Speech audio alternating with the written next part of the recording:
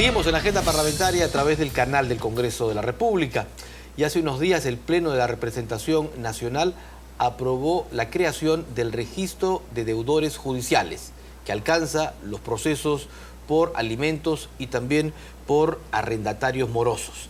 El congresista Mariano Portugal Catacora es uno de los autores de la norma y está con nosotros. Congresista muy gentil.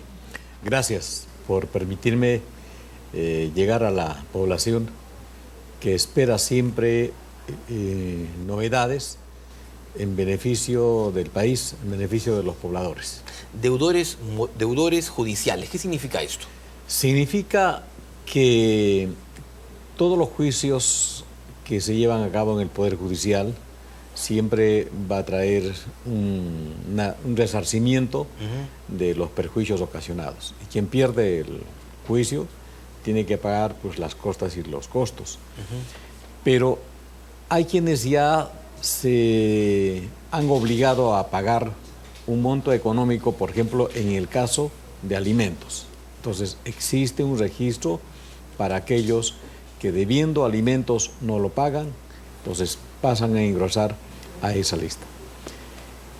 El 2011 he presentado un proyecto de ley porque es necesario respecto de los arrendatarios morosos. Que es un problema álgido en el Poder Judicial. Un problema, y yo diría, de nunca resolverse, y es un martirio, un vía crucis para los propietarios que exigen el recuperar su inmueble alquilado o en todo caso que le paguen los meses atrasados. Y cuando uno ingresa en un proceso judicial, meses de meses y hasta años ocurre que ni paga ni deja el inmueble. Hay casos en que el inquilino resultó con documentos de propiedad del inmueble que ha alquilado y eso es pues realmente preocupante. Entonces dijimos hay que presentar un proyecto de ley donde se crea el registro de arrendatarios morosos. De promulgarse estos días este proyecto de ley, ¿qué va a suceder?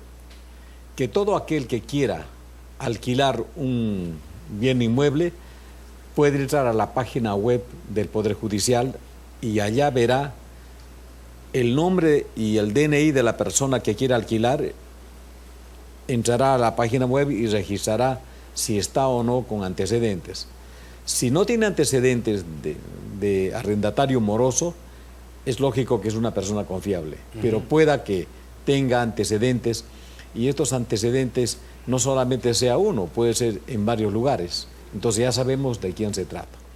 Entonces, de hoy en adelante los contratos tienen que ser celebrados ante el notario público, no tanto en el contenido, sino en la legalización de la firma. Y al legalizar la firma están reconociendo el contenido del contrato.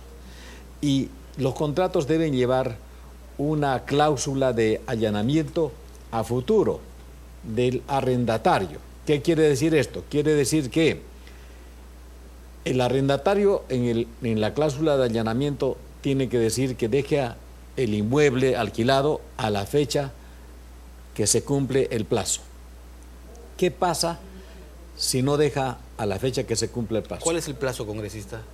Puede ser 1 año, 2 años. En el contrato dirá, el contrato dura, digamos, de tal fecha a tal fecha. Correcto. ¿Y que es posible de renovable o lo no es puede renovable? renovar. Correcto. ¿Qué pasa si no lo deja? El dueño del inmueble, al cumplirse el plazo, si quiere, al día siguiente o a los pocos días de haberse cumplido, presenta una demanda ante el juez en el Poder Judicial y el juez, ¿no?, traslada la demanda al arrendatario y le dice, tiene usted 6 días para acreditar que tiene usted contrato vigente por el cual usted se quiere quedar.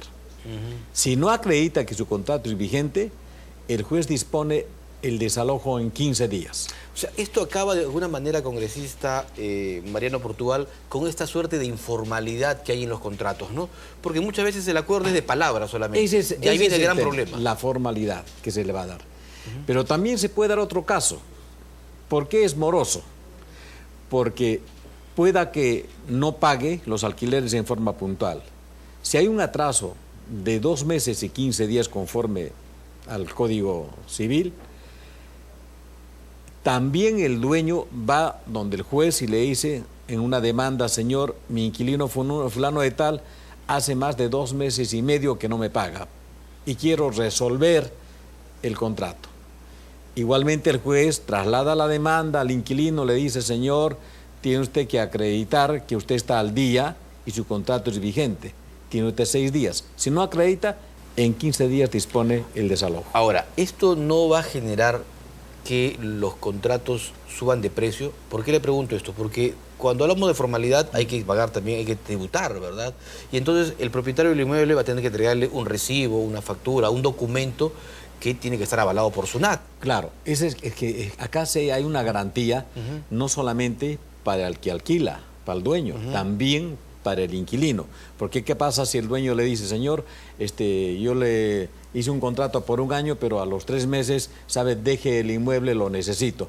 O le dice: sabe que le alquilé en un monto de tanto y luego le incrementa. O sea, no puede hacer tampoco eso, de ninguna manera. No modifica el costo. No modifica ni los plazos ni los costos mientras estén al día y estén conformes ambas partes. Pero tiene que ser formal. ¿Por qué hay los procesos judiciales? Porque sucede de que yo le alquilé de palabra, y de palabra pues no pueden administrar justicia para ver si efectivamente es el plazo con el que le alquiló.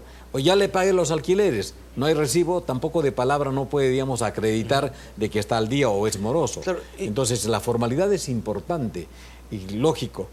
Acá en el país hay normas y hay pues la tributación por rentas. Eso está muy bien. El Estado va a recibir una renta que es mínima, y además de ello quiero decirle algo: vamos a hacer que los juzgados tengan menor carga procesal sobre este tema. Ahora, claro, papelito manda, ¿verdad? Y si hay un papel que acredita un contrato, es importantísimo para que los juzgados puedan ver el tema y sobre todo resolver de la manera más rápida. Pero quizás muchos que nos ven dirán: esta norma un poco que favorece más a los propietarios que a los inquilinos. Digamos, ¿qué también respaldo tiene el inquilino?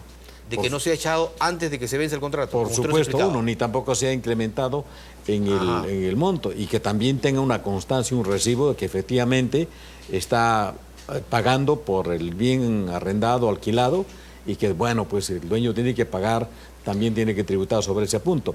Pero ¿a dónde va, digamos, el registro de inquilinos o arrendatarios morosos? Que desde el momento que se demanda, ¿no?, ya le está diciendo que le debe.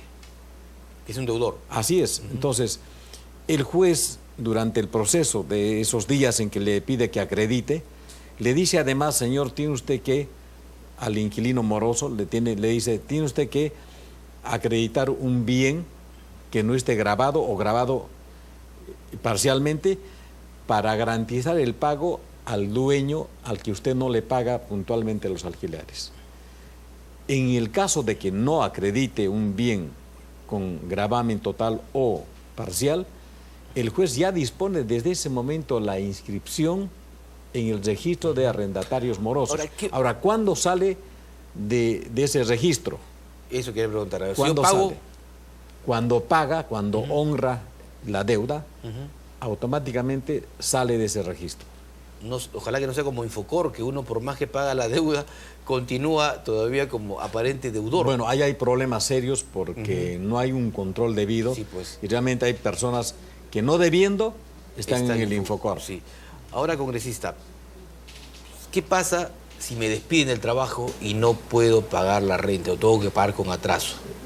Bueno, en realidad eso no está previsto en este tema. En este tema está previsto la morosidad, que tiene que ser registrada, y la garantía de la formalidad. Si me atraso un día, ¿tengo que pagar algún, digamos, algo adicional? Eso no contempla esta ley.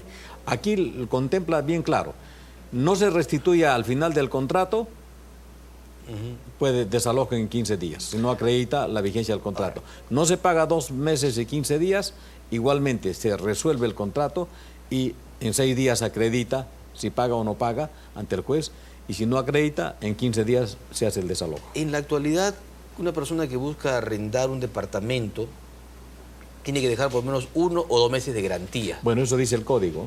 Y eso es, digamos, Eso legal. dice el código, claro, eso está vigente, no, eso no...